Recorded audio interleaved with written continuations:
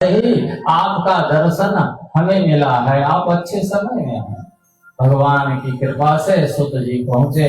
शौनकादि ऋषियों ने पाद प्रक्षालन किया, आसन दिया और कहा कि सूताख्या ही कथा सारम मम कर्ण रसायनम। आप भगवान के कथा का सार हमें बताइए। शौनकादियों ने कहा कथा का विस्तार नहीं, कथा का आप सार होगा। क्यों? क्योंकि आपके पास गुरु प्रदत्त वह ज्ञान है।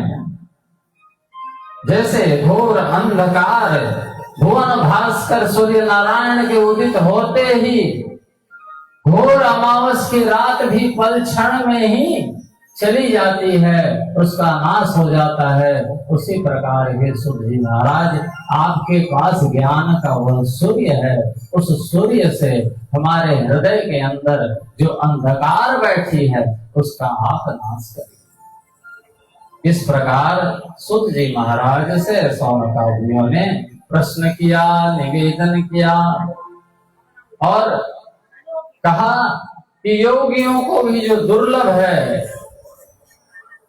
जो योगियों को भी दुर्लभ, वो गुरु की कृपा से सुलभ हो जाता है और आपके ऊपर गुरु की अति कृपा है। स्वर्ग में भी जो सुख नहीं वो गुरु के चरणों में वह सुख मिलता है। गुरु कृपा, गुरु प्रसाद से ही यह संभव है और आपके ऊपर गुरु की बहुत कृपा है। सुत जी महाराज, आप कृपा कर उस अमृत का पान हमें आप कराइए और संसार का जो भय है वो कथा से ही जा सकती है। भगवान की कथा अमृत का पान करने से ही संसार का भय जाएगा। संसार में भय ही तो है, जन्म से लेकर मृत्यु तक का भय। भय के अलावा है क्या? हर पल हर क्षण भयभीत है जीव और इस भय से कोई मुक्त कर सकता है तो वह परमात्मा की कथा है। भगवान की कथा ही वह साधन है और उस जीव का कल्याण हो जाता है जो भगवान की कथा में अपना मन लगा। सुत जी महाराज ने कथा कही शौनकादि ऋषियों को कि मेरे आराध्य गुरुदेव सुखदेव भगवान ने जो कथा सुनाई थी राजा परीक्षित को, वही कथा मैं आप लोगों को सुनाऊंगा। और शौनकादि ऋषियों ने पूछा कि सुखदेव जी महाराज की कथा कैसी है? तो सुत जी ने कहा कि गुरु कृपा से परंपरागत मिला हुआ ज्ञान ही था जो सुखदेव जी ने राजा परीक्षित को श्रवण कराए। जैसे ही सुखदेव जी महाराज कथा श्रवण कराने लगे राजा परीक्षित को, उसी समय देवता कुंभ लेकर आए, एक घड़ा लेकर आए अमृत का और सुखदेव भगवान से कहा यह अमृत परीक्षित मरने वाला है, यह अमृत आप परीक्षित को हम पिला देते हैं, लेकिन जो आप अमृत जो परीक्षित को पिलाने वाले हैं सुखदेव जी महाराज, वो कथा आप हमें श्रवण करा दें। सुखदेव भगवान ने विचार किया, बिना बुलाए, बिना आवाहन के, बिना बुलाए ये देव आते नहीं और यहाँ हमने कोई निमंत्रण नहीं दिया, कोई बुलावा नहीं, फिर देवता अपने आप आ गए। आश्चर्य। सुखदेव जी ने कहा कोई विशिष्ट बात होगी और उन्होंने विचार किया कि सर्व कार्य कुशला पुरा, ये देवता हर कार्य करने में बड़े कुशल होते हैं और ये बिना बुलाए आए हैं और विनिमय कर रहे हैं, मतलब सौदा कर रहे हैं, व्यापार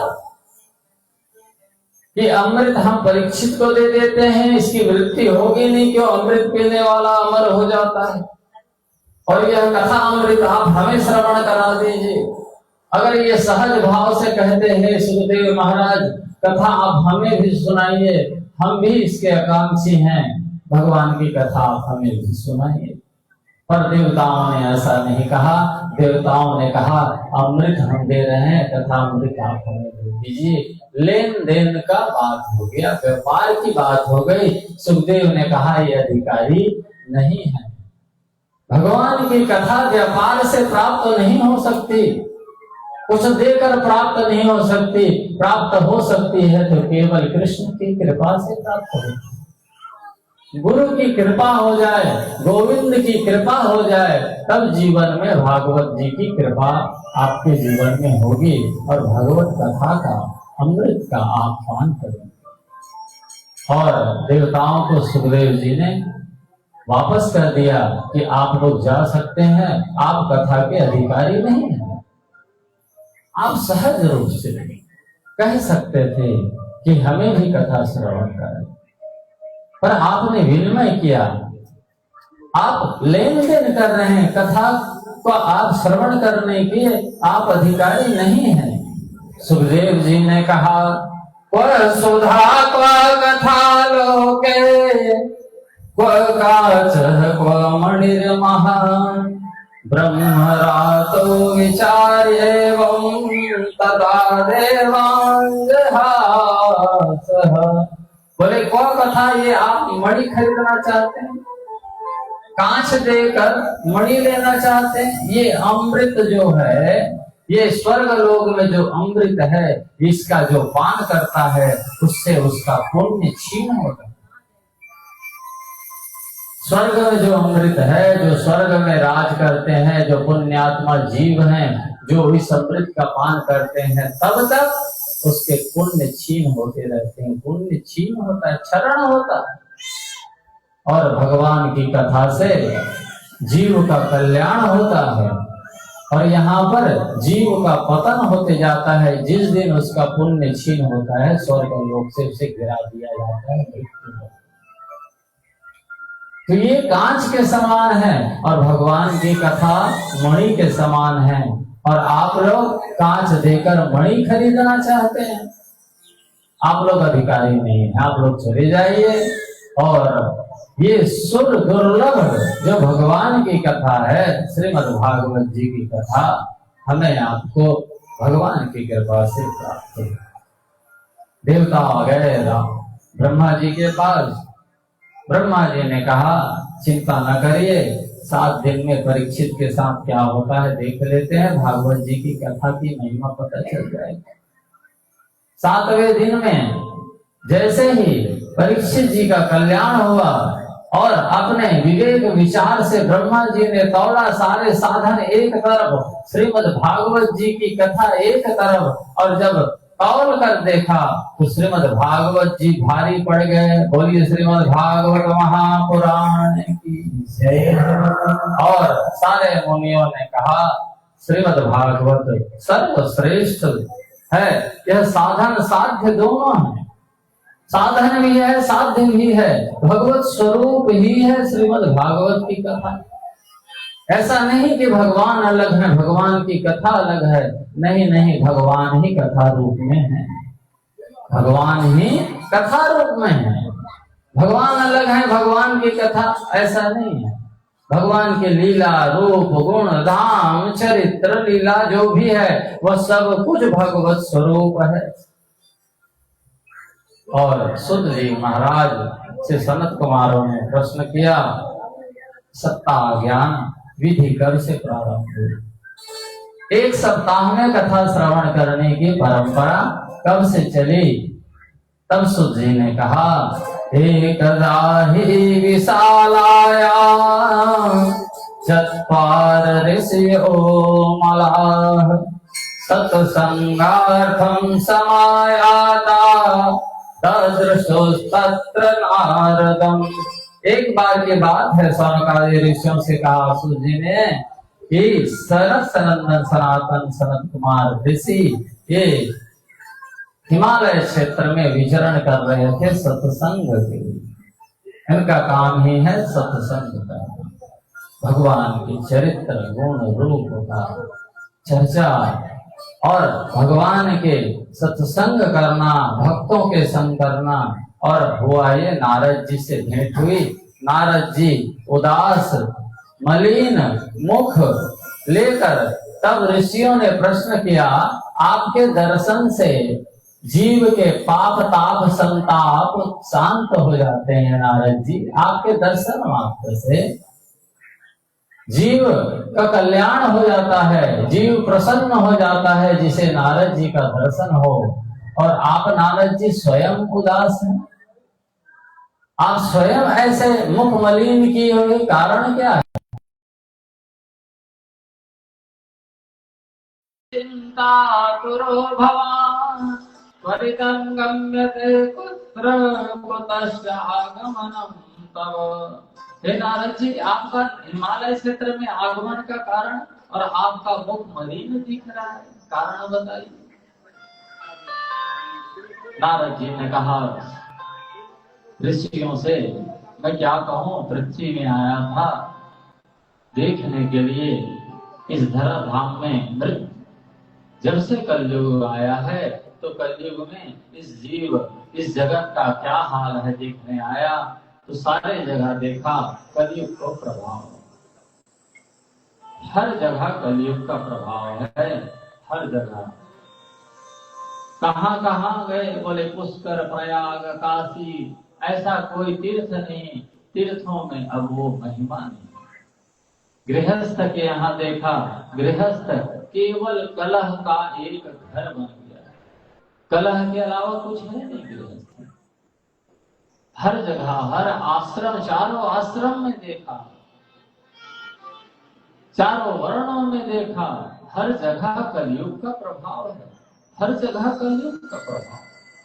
तब मैं वृंदावन आया, वृंदावन में देखा कि एक कन्या रो रही है और बहुत सारी स्त्रियां, एक स्त्री रो रही, बहुत सी स्त्रियां उनको कोई पंखा कर रही हैं, कोई जल पिला रही हैं। मैं जाना चाहता था उनको पूछने की आपके दुख का कारण क्या है, पर मुझे लगा कि बहुत सी स्त्रियों के बीच में मैं कैसे जाऊं, मैं वापस आने लगा। मैंने देखा आश्चर्य, एकता तरुणी तत्र निसन्ना खिन्न मानसा। वो तरुणी बहुत दुखी हुई बैठी थी। मैंने जाकर पूछना चाहा, पूछ नहीं पाया, संकोच से वापस जाने लगा। जैसे ही मैं वापस आया, पीछे से आवाज आई, भो भो साधो क्षणं तिष्ठ मश्चिन्ताम विनाशय दर्शनं तव लोकस्य सर्वथा गहनं परम। हे साधु, रुकिए रुकिए रुकिए, एक क्षण रुकिए। आपके दर्शन से जीव के पाप ताप संताप नष्ट हो जाते हैं, और आप ऐसे न जाइए, मेरे दुख को भी आप दूर करिए।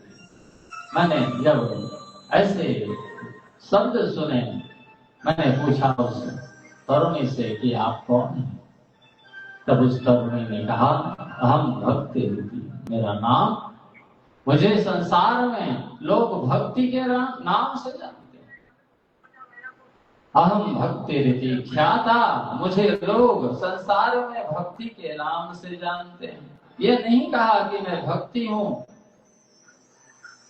भगवान मुझ पर रिश्ते हैं, कौन नहीं जानता मेरा नाम, ऐसा नहीं कहा भक्ति ने। भक्ति ने कहा संसार के लोग मुझे भक्ति के नाम से जानते हैं।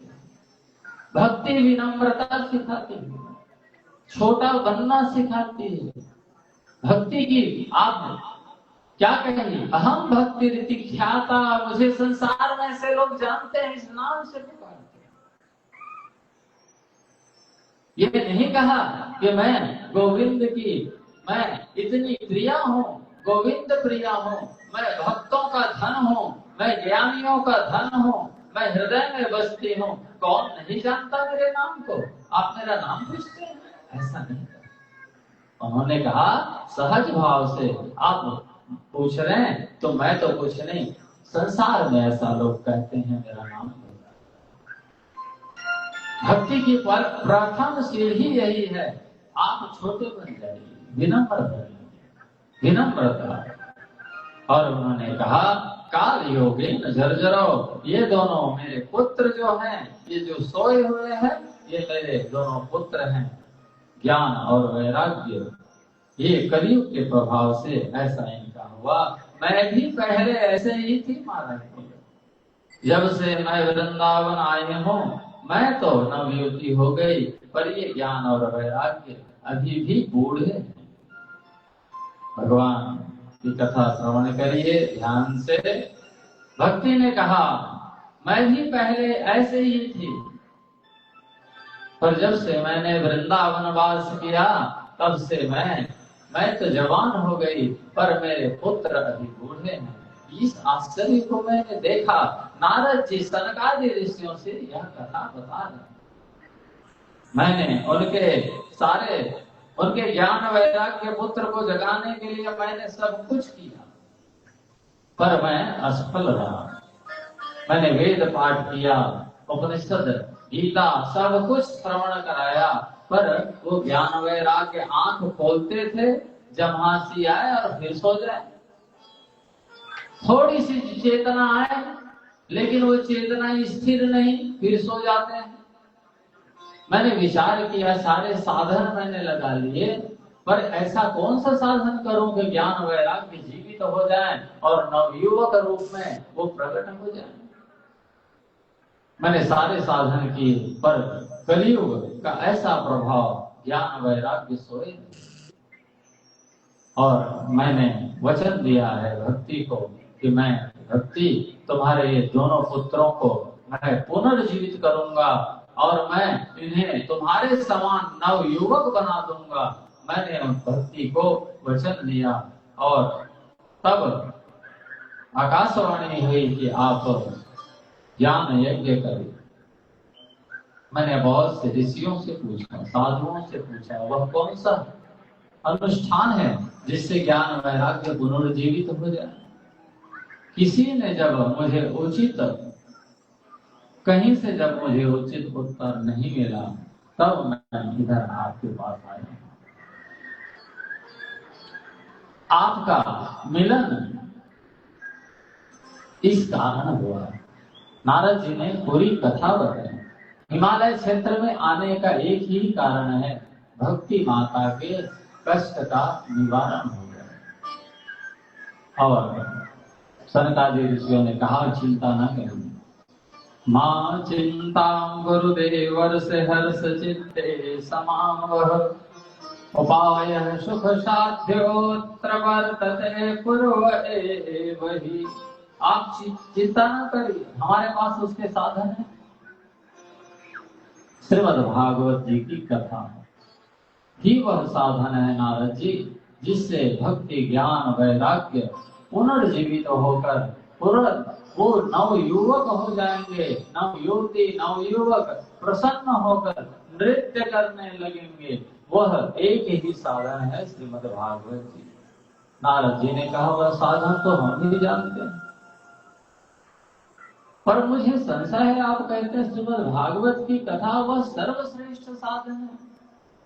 वह कथा तो मैं पहले से जानता हूं।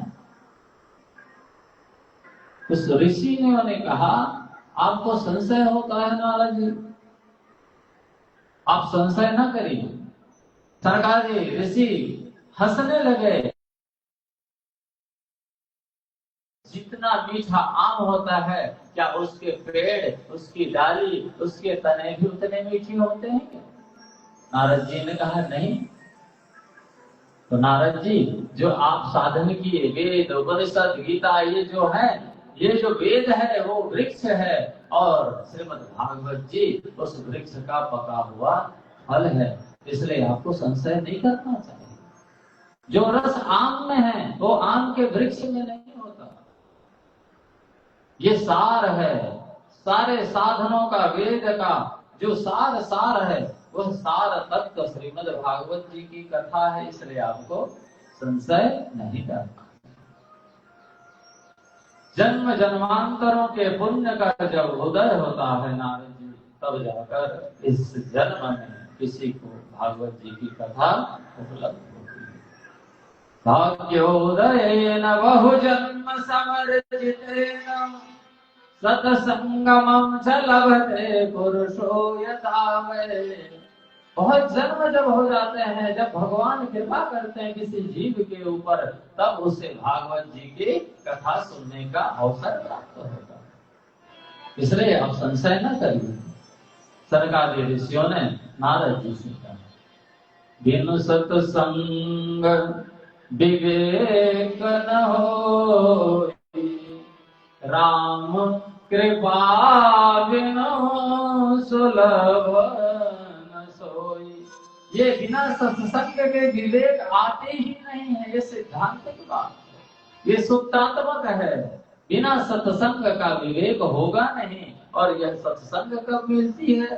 तो बोले राम की कृपा से, कृष्ण की कृपा से, राधा जी की कृपा से यह कथा आपको हमको अपने जीवन में मिलती है। आवत ही सर अति कठिनाई, राम कृपा बिनु आई न जाई।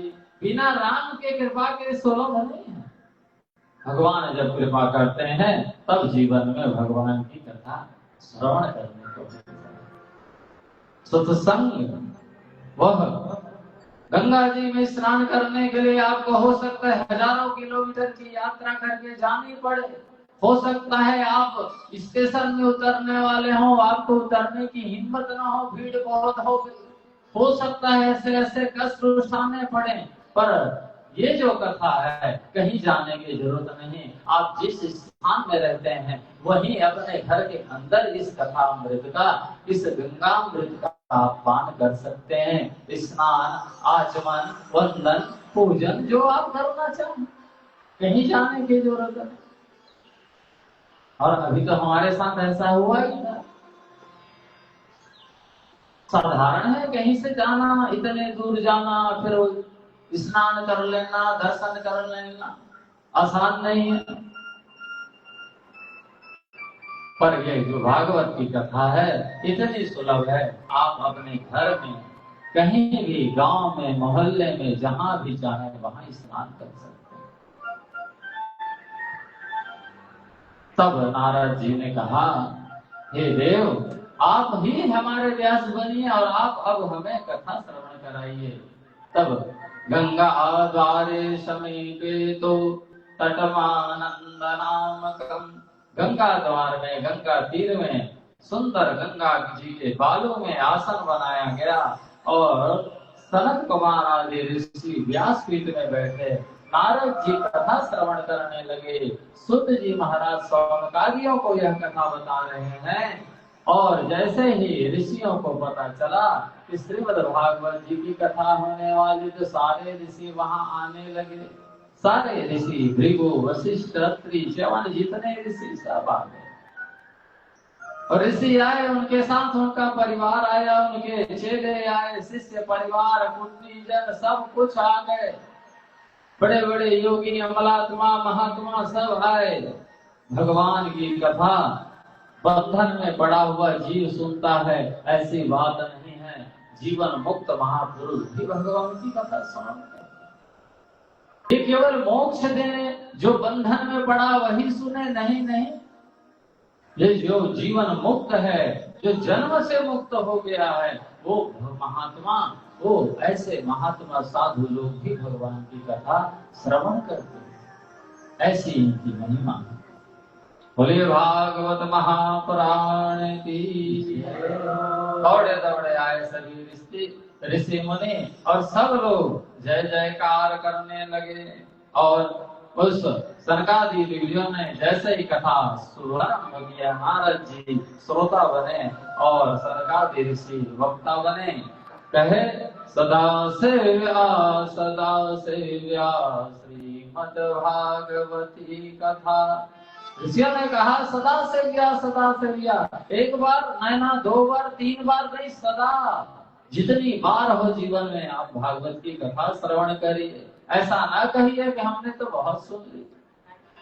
नहीं नहीं, अगर ऐसा भाव आया तो मान के चलिए वास्तव में आपने कथा ही नहीं श्रवण की। हमने तो बहुत सुनी है, नहीं, ऐसा भाव कभी नहीं। सदा सेव्या श्रीमद् भागवती कथा।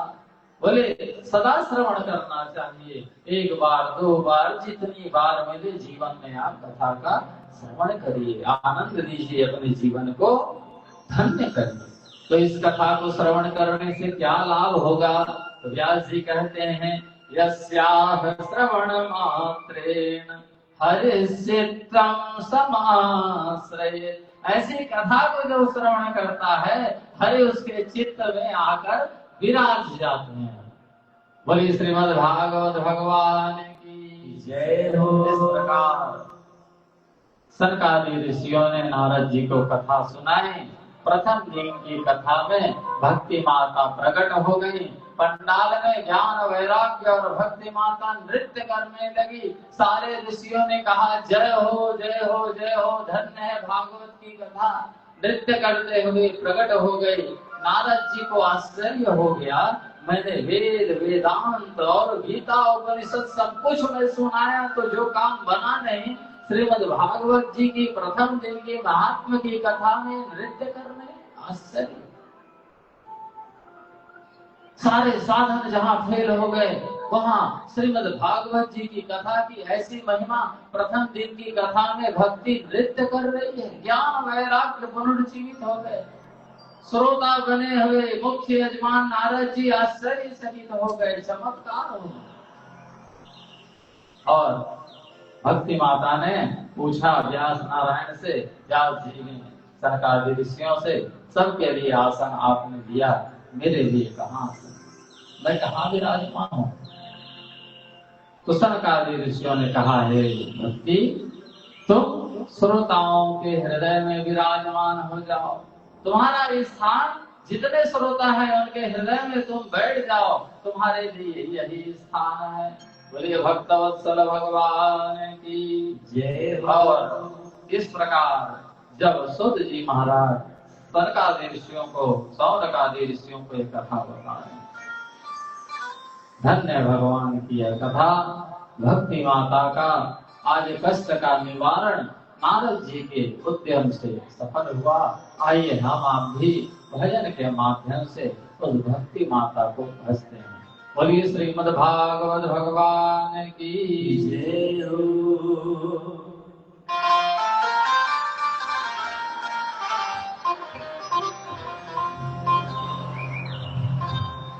अपने हरि को ढूंढ लिया,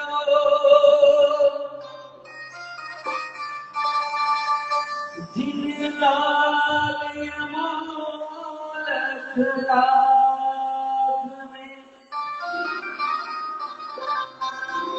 हरि के अंग में रवि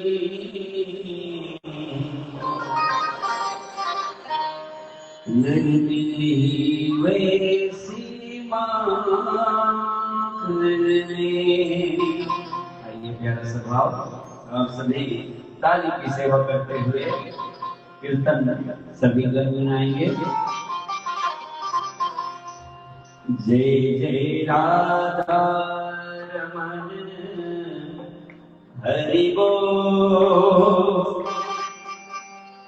जय जय राधा रमन हरि बोल,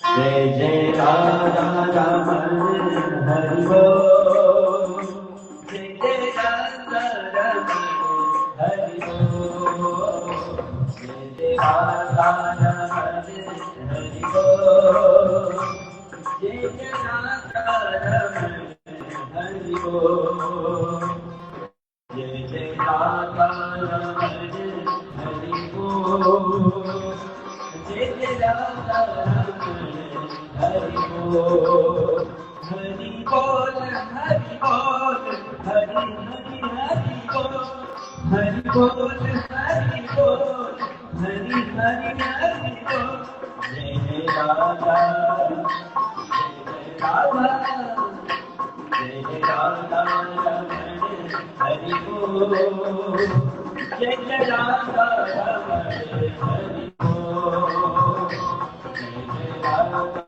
रमन हरि हरि बोल, जय जय राधा रमण हरि बोल, हरि बोल, हरि बोल, हरि हरि हरि बोल, हरि बोल, हरि बोल, हरि हरि बोल, जय जय राधा रमण हरि बोल, जय जय राधा रमण हरि बोल, जय राधा रमण हरि बोल, जय जय राधा रमण हरि बोल।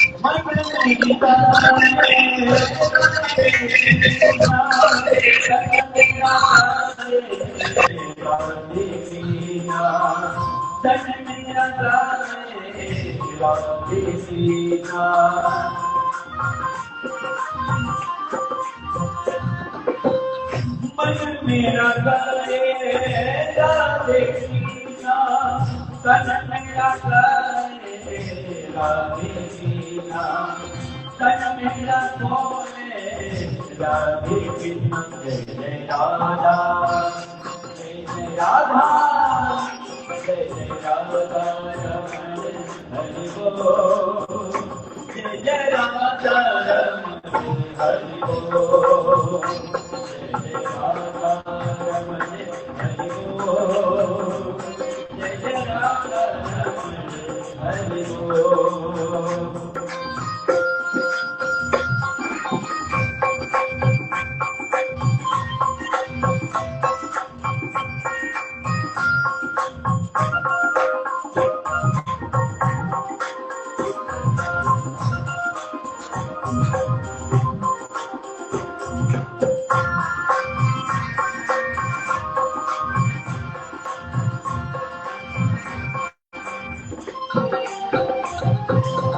अखियन बोले राधे कृष्णा, लिखन बोले राधे कृष्णा, लिखन बोले राधे कृष्णा,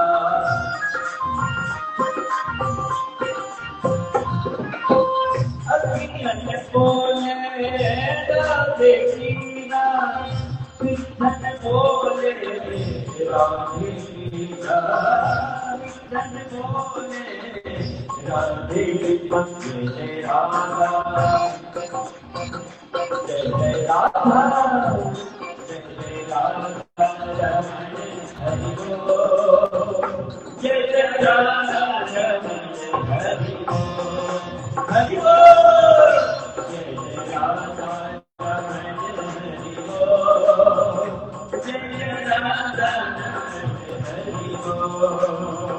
हरि बोल, हरि बोल, हरि बोल, हरि हरि हरि बोल, हरि बोल, हरि बोल, हरि हरि हरि बोल, जय जय राधा रमण हरि बोल, जय जय राधा रमण हरि बोल, जय जय राधा रमण हरि बोल, जय जय राधा रमण हरि बोल, जय जय राधा रमण हरि बोल।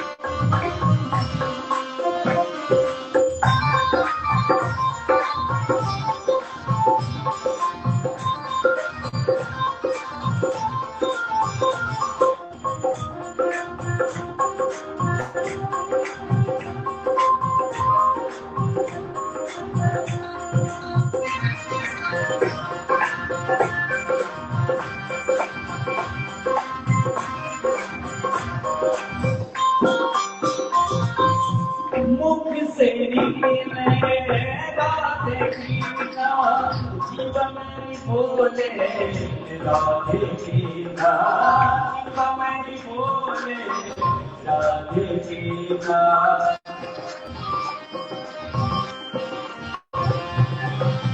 मुख से निकले राधे कीना, जीवन बोले राधे कीना, जीवन बोले राधे कीना।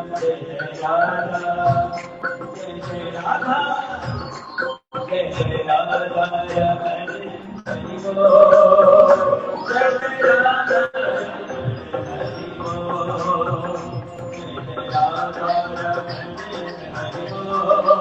बोल, जय राधा,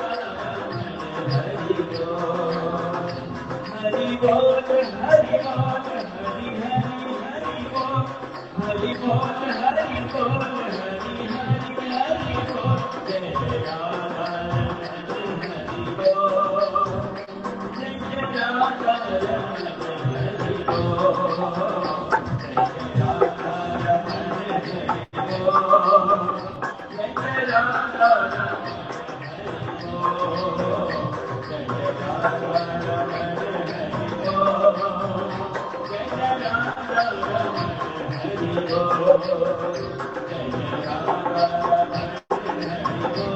बोल, जय राधा, बोल बाके बिहारी लाल की जय जय जय श्री राम। सनकादि ऋषियों ने कथा श्रवण कराई नारद जी को।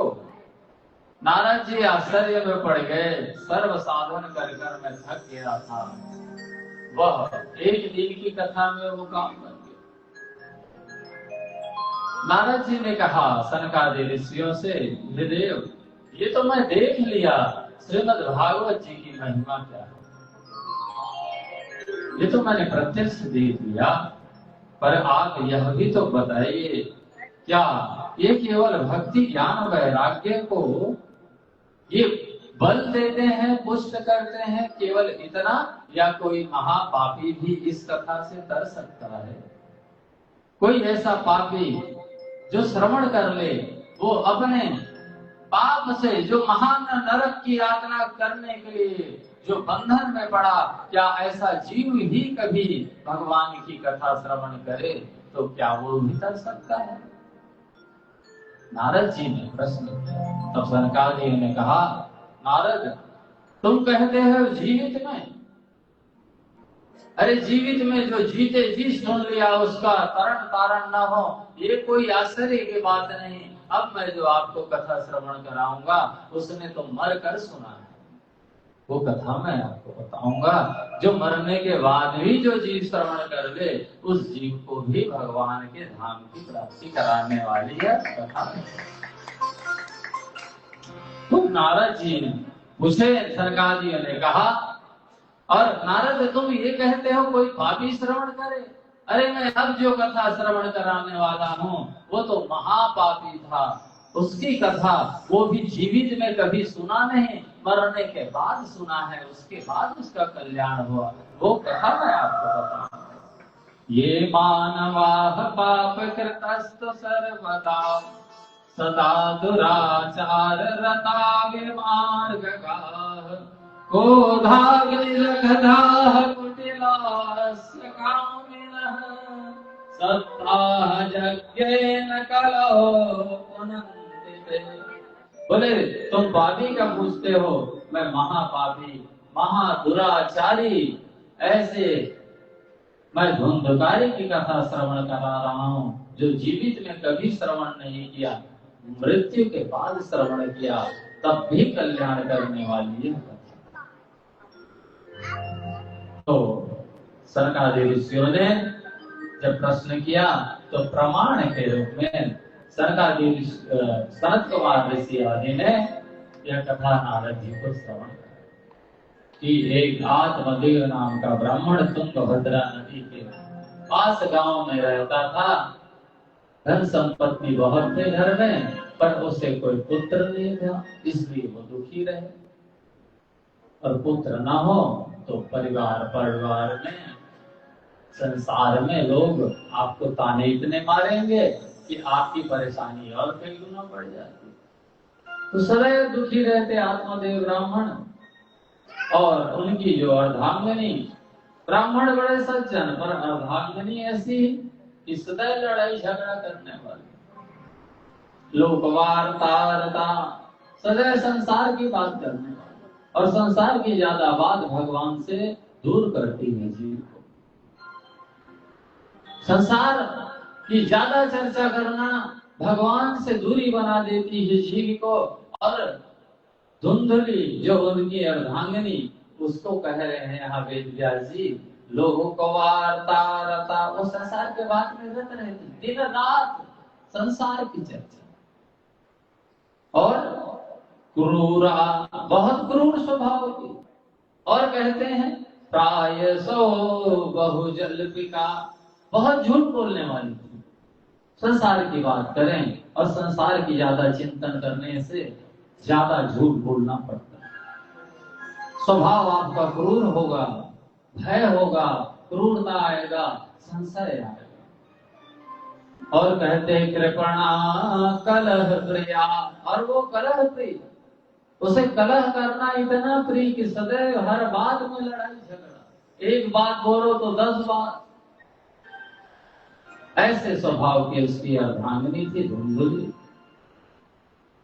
आत्मदेव बड़े दुखी हुए, एक दिन जंगल गए कि इस जीवन को मैं समाप्त कर दूंगा, इस जीवन को बिना पुत्र के जीवन में जीकर अब रखूंगा नहीं। जंगल गए, रोने लगे। एक सन्यासी की दृष्टि पड़ी, सन्यासी ने आकर पूछा, हे विप्र क्यों रो रहे हो?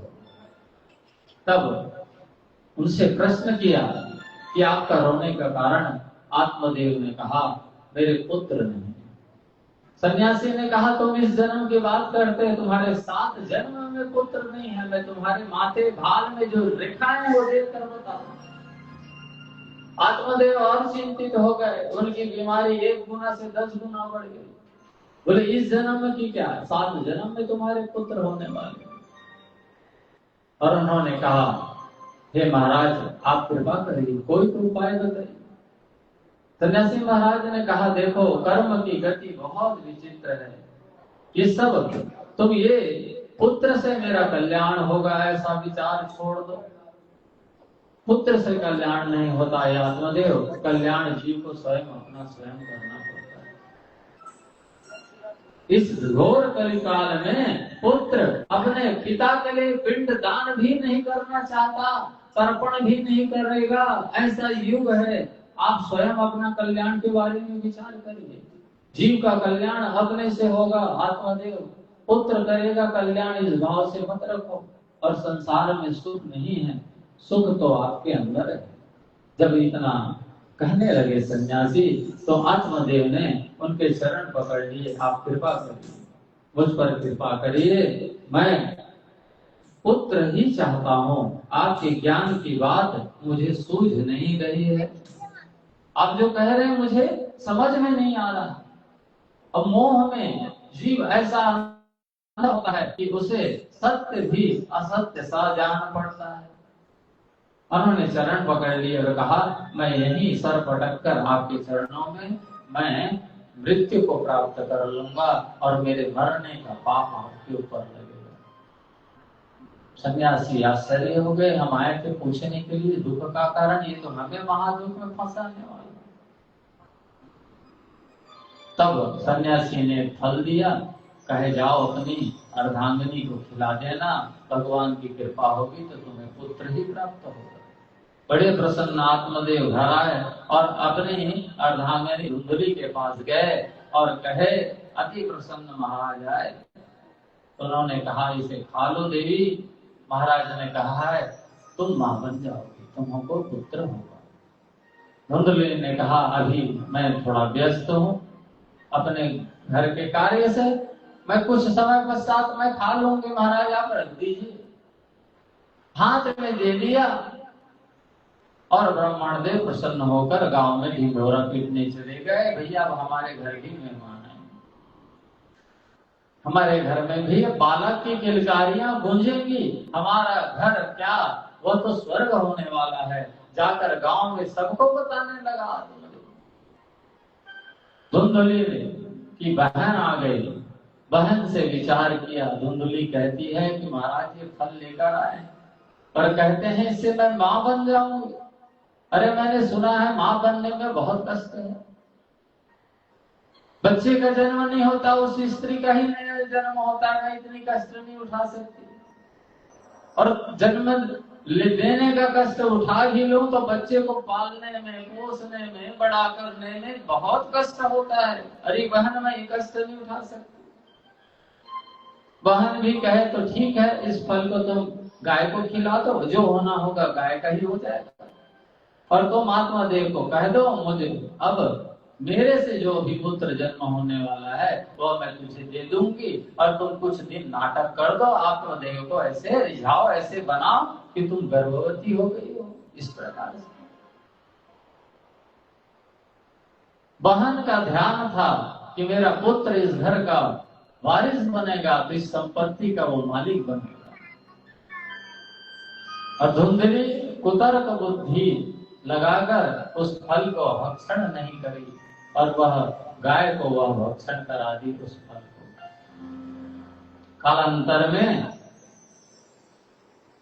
धुंधली की बहन मां बनी, और कुछ महीने पश्चात लाकर बच्चा दे दी, और ढिंढोरा पिटवा दी। आधे रात में धुंधली मां बन गई, धुंधली मां बन गई।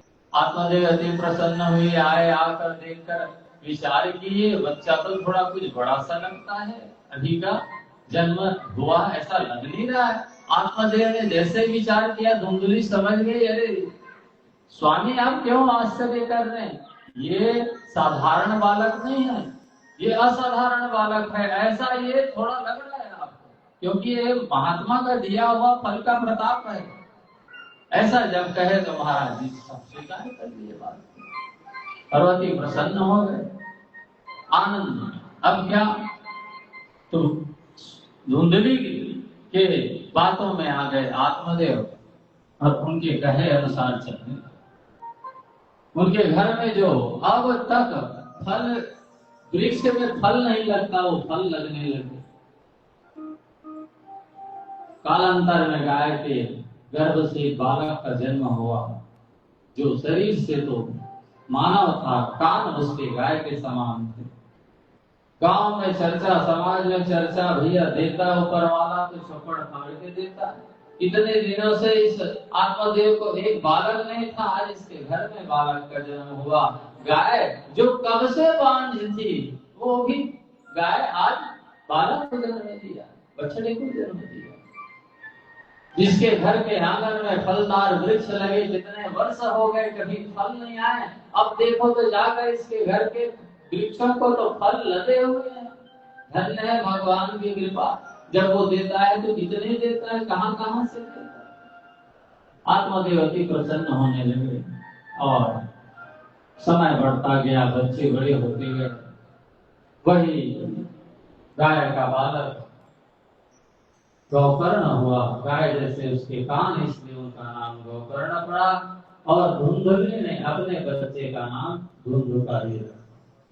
धुंधुकारी अति अपावन और सदा पाप कर्म करे, शराब, जुआ, सट्टा, लॉटरी, ये सब कुछ हो गए।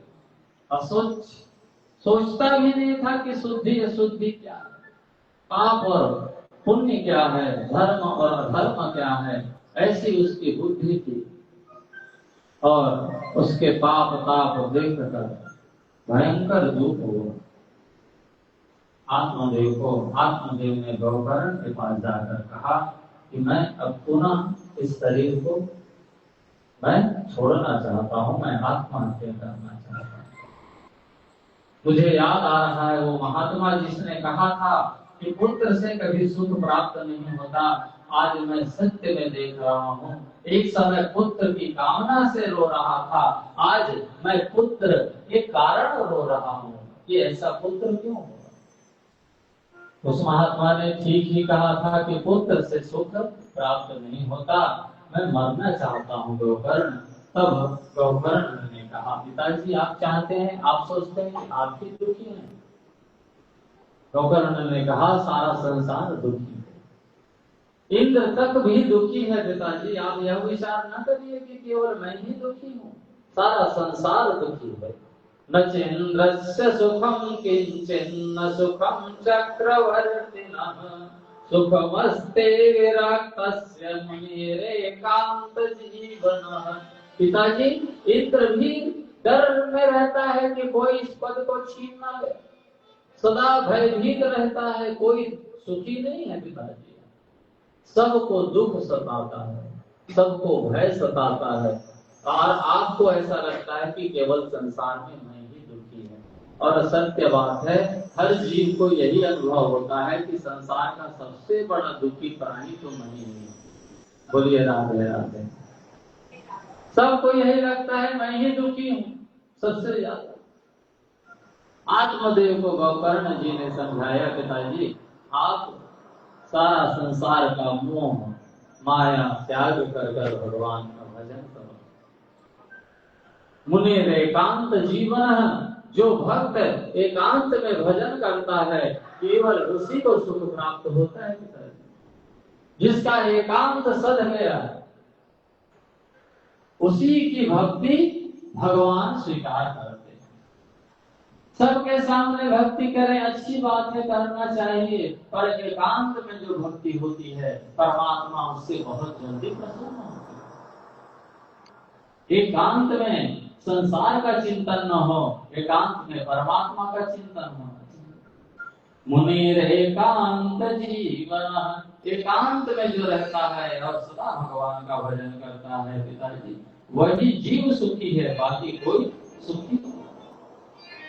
कोई तन दुखी, कोई मन दुखी, कोई धन बिन रहत उदास, अरे थोड़े थोड़े सब दुखी, सुखी राम का दास। केवल भगवान का भक्त ही सुखी है पिताजी, और कोई सुखी नहीं। और आप तो इस आत्महत्या का विचार छोड़िए, दुर्लभ मानव तन मिला है पिताजी, भजन करिए, भजन से ही आपका कल्याण होगा। पिताजी ने कहा, पुत्र तू ठीक कहता है, उस महात्मा ने भी जंगल में यही बात कही थी। आज इतने दिनों बाद आत्मदेव को बात समझ में आई। और गोकर्ण ने कहा, ये अस्ति मांस हृदय विमतिं त्यजतम्, जाया सुसादिषु सदा ममतां विमुञ्च, पश्यानि समजगदिदं क्षणभङ्गनिष्ठम्, वैराग्य आगरसिको भव भक्तिनिष्ठा। ये अहंता और ममता दो रस्सी से जीव बंधा है पिताजी, मैं और मेरा। अहंता अपने शरीर से, अपने होने से जो अहम भाव है, और मेरा जो मेरा मेरा है, मेरा घर, मेरा भाई, मेरा परिवार, मेरा सब कुछ, मेरा धन वैभव पद प्रतिष्ठा, ये जो मेरा मेरा है और मैं है, इस मैं और मेरा में ही जीव फंसा है पिताजी। और इसको आप छोड़िए, त्यागिए, तभी आपका कल्याण। पिताजी ये जो दो माया के दो रस्सी हैं, इस दो रस्सी से जीव बंधा रहता है जीवन से लेकर मृत्यु तक, मैं और मेरा से। इस रस्सी को आपको काटना पड़ेगा। धर्मं भजस्व तज लोक धर्मान, गोकर्ण ने कहा आप धर्म का साधन करिए, सततम लगातार निरंतर भजन करिए पिता। और त्यज लोक धर्मान, संसार के जो आपके कर्तव्य कर्म है, लोक धर्म है, उसका आप त्याग करिए। साधु पुरुषान जही काम कृष्णान, और आप साधु पुरुषों का संग करो पिताजी। पिताजी ने कहा क्यों? बोले ऐसे पुरुषों के संग से ही वह रंग चढ़ता है पिताजी। जैसा आप संग करेंगे वैसा ही तो जीवन, आप उसी रंग में आपका जीवन रंगेगा। आप कामी लोगों का संग करेंगे पिताजी तो आप काम से प्रताड़ित होंगे। आप व्यापारी का संग करेंगे, कुछ दिन में आप व्यापारी बन जाएंगे।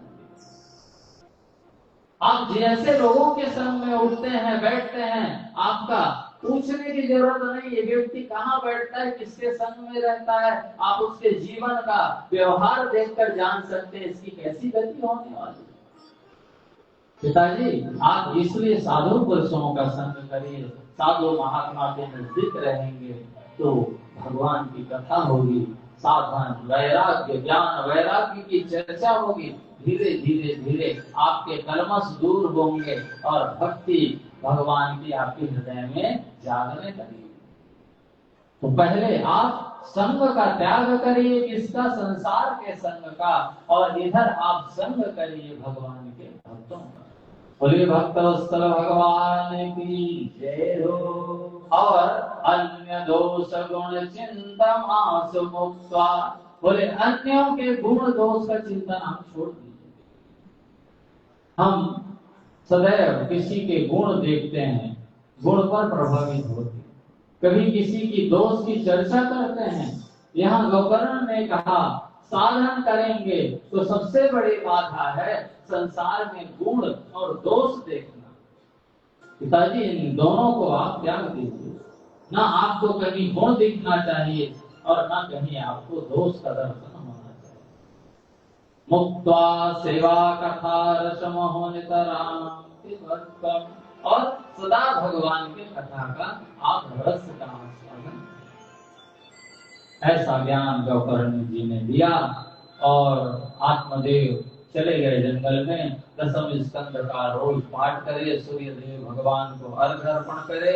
दसम स्कंद का पाठ करते करते एक दिन ऐसा हुआ जैसे सूर्य नारायण भगवान का अर्घ देकर अपने पाठ में पारायण में बैठे थे, साक्षात भगवान राधा गोविंद प्रकट हो गए। बोलिए राधा कृष्ण भगवान की जय हो। का कल्याण धुंधली धुंधकारी के अत्याचार से धुंधली कुएं में गिरकर मर गई। माता पिता दोनों नहीं रहे, धुंधकारी के अत्याचार बढ़ गए। गोकर्ण जी को डर लगा, इस अत्याचारी इन भयंकर कलयुग स्वरूप भाई के साथ रहना मुश्किल है, मैं तो तीर्थ में चला जाऊं, ऐसा विचार कर गोकर्ण जी तीर्थ यात्रा में और इधर अकेले हो गया। धुंधकारी 5 स्त्रियों को लाकर अपने घर में रखा और रोज शराब मांस मदिरा का सेवन, चोरी डकैती यही काम। वो स्त्रियां जो कहें उसके लिए वो धन चुराता, डकैती कर धन संपत्ति लाकर दे। उन्होंने विचार किया एक दिन हमको भी इसके साथ फंसना पड़ेगा। तो राजा के यहाँ किसी दिन कहीं इसने चोरी की तो राजा के सैनिक आएंगे, हमें भी बंदी बनाकर जेल में डाल देंगे। ऐसे पुरुष के संग रहना ठीक नहीं है। तो सारा संपत्ति उसका हड़प लिए और उसे मारने लगे 5 स्त्रियां, पर वह धुंधकारी मरता ही नहीं वो। तो क्या किए, उस ऐसा जीवन था वो इतना कि वो मरने के नाम ही न ले। और ऐसी स्त्रियां आपके जीवन में या ऐसे पुरुष केवल धन के लोग हो, ऐसे का संग कभी करना ही नहीं चाहिए। अब वो उनको मारने लगे। जब वो नहीं मरा तो जलते हुए अंगारा लेकर आए और उसे खाट में बांध दिए रस्सी से, और उसका मुख खोलकर पूरे जलते हुए अंगारे को भरकर स्त्रियां मार देते हैं और उसका भाग सारा संपत्ति लेकर वापस स्त्रियां चली गई। गोकर्ण जी को पता चला, किसी गांव के व्यक्ति गए थे तीर्थ यात्रा में, मिले, बताया तुम्हारा भाई धुंधकारी भी अब नहीं रहा। तो उन्होंने गया जी में तर्पण किया, श्राद्ध किया और विचार किया अब घर में कोई नहीं। तो गोकर्ण जी घर आए तो भयंकर रूप लेकर प्रकट हुआ धुंधकारी, और धुंधकारी के रूप को देखकर गोकर्ण ने कहा तुम कौन हो? अर्धरात्रि में अपने घर में गोकर्ण जी ने जब देखा भयंकर रूप, पूछा कौन? धुंधकारी ने कहा अहम भ्राता तदीयोस्मि, मैं तुम्हारा भाई हूँ, आप पहचान नहीं? धुंधकारी नामतः, मेरा नाम धुंधकारी। तब गोकर्ण जी ने कहा ऐसा रूप हो तुम्हारा? बोले क्या करूं, मैं तो अपने ब्रह्मत्व का नाश कर चुका हूँ। मैं ब्राह्मण घर में जन्म लेकर भी महाराक्षस जैसा जीवन जिया, इसलिए मेरी ऐसी गति हुई है भाई। मेरे ऊपर आप कृपा करिए, मेरे उद्धार का कोई आप अनुष्ठान करिए। गोकर्ण जी ने कहा, तुम्हारे लिए मैंने गया श्राद्ध किया, फिर भी तुम अभी तक प्रेत हो। गया श्राद्ध करने के बाद भी अभी भी तुम प्रेत बने हुए, आश्चर्य। गोकर्ण जी ने कहा, तब धुंधकारी ने कहा, गया श्राद्ध सतेनापि मुक्तिर्मे न भविष्यति। आप एक गया श्राद्ध कहते हैं, 100 गया श्राद्ध कर लेंगे हे गोकर्ण भैया, तब भी मेरी मुक्ति होने वाली नहीं है। आप मेरे लिए अनुष्ठान। मैं बहुत पीड़ित हूँ, बहुत भूख से व्याकुल हूँ, प्यास से व्याकुल हूँ। मेरे सामने भोजन है, मेरे सामने जल है, पर मैं पी नहीं पाता, मैं भोजन ग्रहण नहीं कर पाता। मैं बहुत पीड़ा में हूँ भैया, मेरे कल्याण का आप उपाय करिए। गोकर्ण जी ने आस्वादन